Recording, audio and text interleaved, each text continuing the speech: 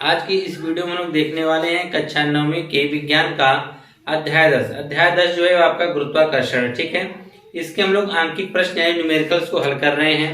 इससे पहले वीडियो में हमने गुरुत्वाकर्षण बल, ठीक है, बल पर आधारित जो आपका सूत्र है F बराबर कैपिटल G m1 m2 बटा r स्क्वायर, इस पर आधारित हमने क्वेश्चंस को करवाया था और बताया था किस प्रकार से हम क्वेश्चंस को हल करेंगे। ठीक है, अगर आपने वह वाला पार्ट नहीं देखा है तो ऊपर आई बटन पे क्लिक करके आप उस वीडियो को देख सकते हैं। ठीक है, और आज की इस वीडियो में हम लोग भार से संबंधित क्वेश्चंस को हल करेंगे। ठीक है, भार जो आप जानते हैं, भार W बराबर क्या होता है mg। इसी फार्मूले पर हमने आपके सामने ये 4 क्वेश्चन दिए हैं।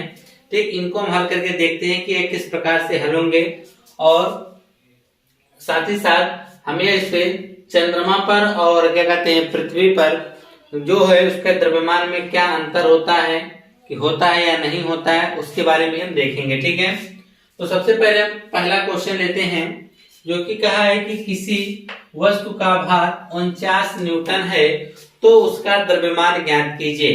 देखिए, भार भी एक प्रकार का बल ही होता है। ठीक है, भार भी क्या होता है, बल होता है, इसलिए उसका मात्रक क्या रखा जाता है, न्यूटन।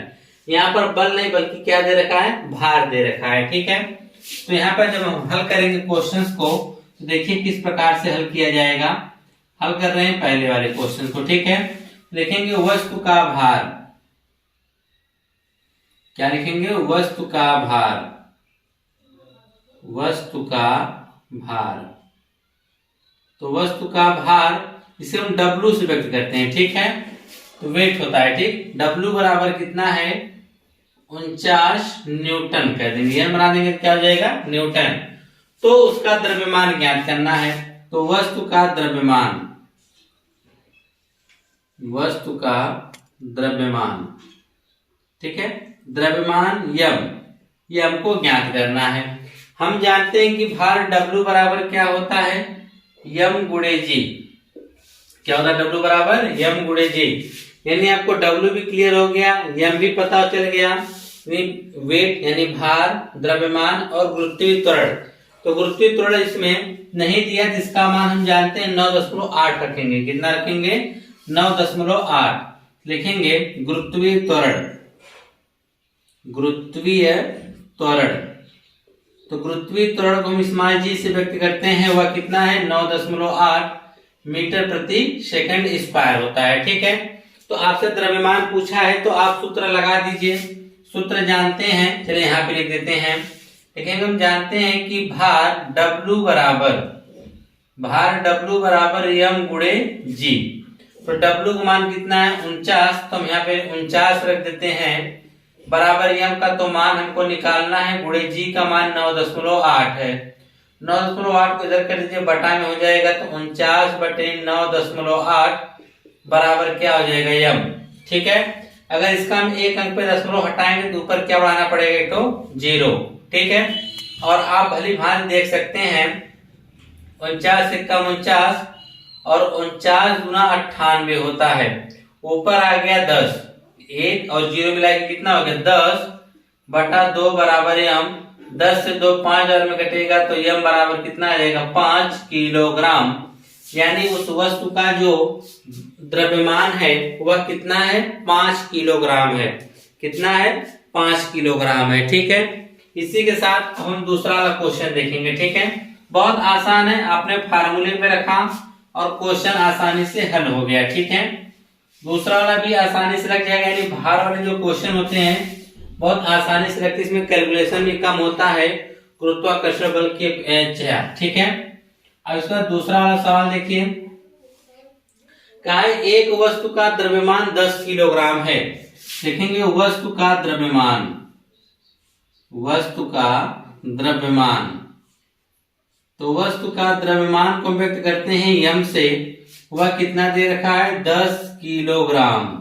ठीक है, तो पूछा है कि इसका भार कितना होगा, भार W पूछ रहा है। लिखेंगे वस्तु का भार, वस्तु का भार। तो वस्तु का भार W आपसे पूछा जा रहा है, इसका मतलब आपको गुरुत्वीय त्वरण लिखना पड़ेगा। तो गुरुत्वीय त्वरण हम जानते हैं 9.8 होता है। ठीक है, गुरुत्वीय त्वरण, तो गुरुत्वीय त्वरण स्मॉल जी बराबर होता है 9.8। तो आप जानते हैं फार्मूला भार बराबर, तो हम जानते हैं कि भार W बराबर होता है m गुणे जी। m का मान कितना है 10 गुणे g का मान कितना है 9.8, और 9.8 का 10 में गुणा करेंगे तो वह दशमलव खत्म हो जाएगा 98। भार है तो भार का मात्रक क्या हो जाएगा न्यूटन, यानी भार जो होगा वह 98 न्यूटन होगा। ठीक है, तो यह भी बहुत आसान क्वेश्चन है। ठीक है, आइए तीसरा देखते हैं। तीसरा थोड़ा सा इससे अलग होगा। ठीक है, थोड़ा सा, ज्यादा नहीं, थोड़ा सा अलग होगा इससे। कहा है कि एक वस्तु का भार पृथ्वी के पृष्ठ पर 10 न्यूटन आता है। कोई व्यक्ति है जो पृथ्वी पर, उसका भार कितना आता है 10 न्यूटन, इसका चंद्रमा के पृष्ठ पर मापने पर कितना होगा। यानी यहाँ पर 10 न्यूटन है पृथ्वी पर, तो यही भार अगर हम चंद्रमा पर नापें तो कितना होगा। तो आपको हम बता दें, देखिए द्रव्यमान चाहे पृथ्वी पर नापा जाए या चंद्रमा पर, द्रव्यमान का जो मान होता है वह नहीं बदलता है, लेकिन भार बदल जाता है। क्यों? क्योंकि भार में देखिए द्रव्यमान तो निश्चित होता है, लेकिन स्मॉल जी का मान निश्चित नहीं होता है। स्मॉल जी का मान पृथ्वी पर 9.8 मिलता है, और चंद्रमा पर जो होता है इसका 1/6 गुना कम मिलता है। ठीक है, तो इसका मतलब इसका 1/6 गुना कम हो जाता है। कहाँ पर? चंद्रमा पर। जब जी के मान में परिवर्तन होगा तो डब्ल्यू के भी मान में परिवर्तन होगा। तो इसका सीधा सी बात जानिए कि उसका 6 गुना कम हो जाएगा भार। कहाँ पर? चंद्रमा पर। कहाँ पर? चंद्रमा पर। तो इसको लगाएंगे कैसे वह भी देख लेते हैं। तो लगाने का तरीका देखिए क्या है। तीसरे का कहेंगे पृथ्वी पर वस्तु का भार, पृथ्वी पर वस्तु का भार, वस्तु का भार बराबर कितना दे रखा है 10 न्यूटन। कितना दे रखा है? 10 न्यूटन दे रखा है। ठीक है, तो आपसे पूछा है चंद्रमा के पृष्ठ पर, लिखेंगे चंद्रमा के पृष्ठ पर वस्तु का भार, चंद्रमा के पृष्ठ पर वस्तु का भार, वस्तु का भार कितना होगा। तो हम जानते हैं कि द्रव्यमान में कोई परिवर्तन नहीं होगा। जब भी परिवर्तन होता है गुरुत्वीय त्वरण में, तो गुरुत्वीय त्वरण उसका 1/6 गुना कम हो जाएगा। तो इसका मतलब भार भी तो 1/6 गुना कम हो जाएगा। तो लिख देंगे 1/6 गुणे पृथ्वी पर वस्तु का भार, पृथ्वी पर वस्तु का भार, वस्तु का भार जितना पृथ्वी पर रहेगा वहां जाने पर उसका 1/6 गुना होगा। जैसे कि हम आपको बता दें, अगर पृथ्वी पर किसी वस्तु का भार 36 न्यूटन है, तो चंद्रमा पर जाने के बाद वह क्या हो जाएगा 6 न्यूटन, यानी 6 गुना क्या हो गया कम हो गया। कहां पर? चंद्रमा पर जाने पर। तो पृथ्वी पर 10 है तो चंद्रमा पर इसका 1/6 हो जाएगा, यानी 1/6 गुणे पृथ्वी पर वस्तु का भार कितना है 10 न्यूटन है। तो यहाँ हो जाएगा 10। तो हमको 10 से 6 में भाग करना पड़ेगा। 10/6, 2 5 10, 2 3 6, यानी आ गया 5/3। अब हमको 3 से 5 में भाग करनी है। 3 एक कम 3 हो गया, 2 बचा, दशमलव लगाए 0, 3 6 18, 3 6 18, 6 बार जाएगा। ठीक है ना। तो इसको हम निकटतम में लिख सकते हैं 1.6, 6 बताए क्या लिख सकते हैं 7। यह क्या हो जाएगा न्यूटन। अगर निकटतम मान लें, क्योंकि यह दशमलव के बाद की संख्या जब अगर 5 से बड़ी होती है तो उसके बगल वाले में एक क्या करते हैं जोड़ देते हैं। ठीक है, जैसे 66 हो गया मान लीजिए, इसके करीब 70 यानी 7 के आसपास माना जाएगा। ठीक है, यानी जो चंद्रमा पर उस वस्तु का जो भार होगा वह 1.67 न्यूटन होगा। ठीक है, भार है इसलिए इसका मात्रक क्या रखा जाएगा न्यूटन। नीचे दिखाई दे रहा होगा 1.67। जी बिल्कुल।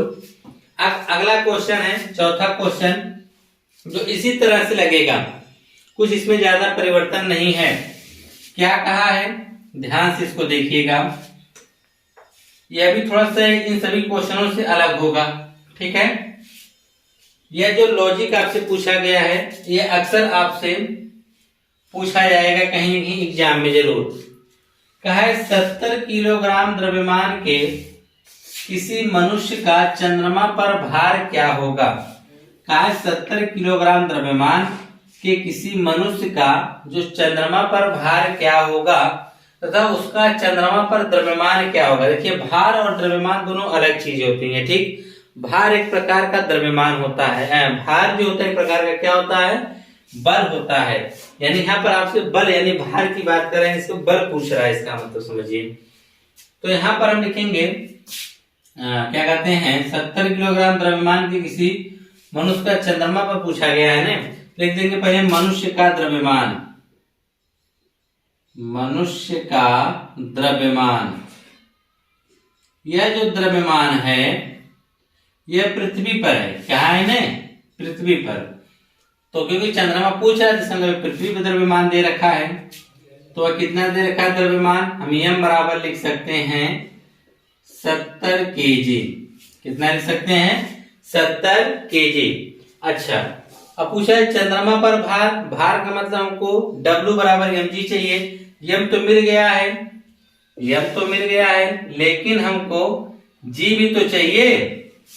तो लिखेंगे चंद्रमा पर गुरुत्वीय त्वरण, चंद्रमा पर गुरुत्वीय त्वरण, गुरुत्वीय त्वरण, इसको हम जी नहीं बल्कि जी डैश से व्यक्त करते हैं, ठीक है। स्मॉल जी तो हमारा 9.8 होता है, इसको हम जी डैश से व्यक्त करेंगे। वह क्या होगा, जी का 1/6 गुना होगा, यानी यह कह सकते हैं कि 1/6 गुणे जी लिख सकते हैं, ठीक है। अब इसका मतलब क्या हुआ, जी का 1/6 गुना होगा, तो इसका मतलब हो जाएगा g/6, किसका मान, जी डैश का मान। तो चंद्रमा पर भार पूछा है तो हम निकाल देंगे। देखिए द्रव्यमान जो है चाहे चंद्रमा पे हो या पृथ्वी पर, द्रव्यमान के मान में कोई परिवर्तन नहीं आएगा। परिवर्तन जब भी आएगा वह भार में आएगा। क्यों, क्योंकि गुरुत्वीय त्वरण बदलता है। क्योंकि पृथ्वी पर गुरुत्वीय त्वरण का मान 9.8 है, तो चंद्रमा पर इसका जो क्या होता है 9.8 का 6वां भाग वहां पे पाया जाता है, ठीक है। तो यहाँ पर हो जाएगा चंद्रमा पर गुरुत्वीय त्वरण स्मॉल जी बराबर इतना। तो अब लिखेंगे चंद्रमा पर भार, चंद्रमा पर भार, और आप जानते हैं कि भार W बराबर क्या होता है mg। तो यहाँ g नहीं बल्कि क्या लिखेंगे, जी डैश लिखेंगे, ठीक है। तो यहाँ पर हो जाएगा m का मान रखेंगे ना, m का मान कितना रख देते हैं 70 गुणे जी डैश का मान क्या है g/6, जी का मान क्या होता है 9.8/6 रख देंगे यहाँ पर, ठीक है। अब देखिए इसका दशमलव अगर हमको हटाना है तो नीचे एक तो जीरो बढ़ाना पड़ेगा, तो जाएगा 98/60 है। एक जीरो से एक जीरो क्या हुआ, कट गया। क्या यह 6 से कटेगा, जी बिल्कुल नहीं कटेगा। तो चलिए काटते हैं भाग करके। तो अगर हम देखें 2 से काटते हैं, पहले 2 से काटेंगे 3 बार में कटेगा, 2 चौक 8, 2 9 18। अब इसका इसमें गुणा करना पड़ेगा, ठीक है। 7 गुणा अगर हम 49 में करेंगे तो हो जाएगा 7 का क्यूब कह सकते हैं 343 हो जाएगा डायरेक्ट, और बटा में क्या आ जाएगा 3। तो 3 से अगर हम भाग करते हैं इसमें 3 एक कम 3 हो जाएगा, कट गया भाग, फिर 3 एक कम 3 हो जाएगा 13, 3 चौक 12.33। इसका मतलब जो भार आएगा वह 114.3 न्यूटन आएगा। कितना आएगा 114.3 न्यूटन आएगा। यह क्या आया है, भार आया है, कहां पर, चंद्रमा पर। तो यहाँ पे हम लिख सकते हैं, क्या हमसे पूछा है ना मनुष्य का चंद्रमा पर भार, लिखेंगे मनुष्य का चंद्रमा पर भार बराबर कितना आया है 114.3 न्यूटन। कितना है 114.3 न्यूटन। आगे एक चीज पूछा है कि उसका चंद्रमा पर द्रव्यमान कितना होगा। तो सीधी सी बात आप बता दीजिए, चाहे चंद्रमा पर नापे, चाहे पृथ्वी पर नापे, या किसी अन्य ग्रह पर नापे, ठीक है। द्रव्यमान का मान कहीं नहीं बदलता है, द्रव्यमान का मान निश्चित होता है। तो लिखेंगे द्रव्यमान के मान में या द्रव्यमान का मान निश्चित होता है। तो यहाँ पे लिखिएगा द्रव्यमान का मान निश्चित होने के कारण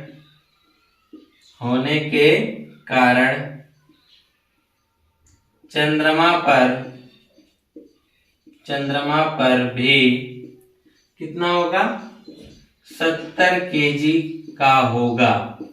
कितने का होगा 70 केजी का होगा। क्यों? क्योंकि दोनों का जो चाहे वह पृथ्वी हो, मंगल ग्रह हो, कोई भी ग्रह हो, ठीक है, चाहे चंद्रमा हो, कुछ भी हो, क्योंकि जब उसका मान ही निश्चित होता है तो उसको कहीं पर ले जाने में उसके मान में कोई परिवर्तन नहीं होगा। ठीक है, तो यह आपने आज की इस वीडियो में देखा भार से संबंधित क्वेश्चन। इसके अगली वीडियो में हम बताएंगे कि गति से संबंधित अगर हमको क्वेश्चंस करना हो तो हम किस प्रकार से करेंगे। ठीक है।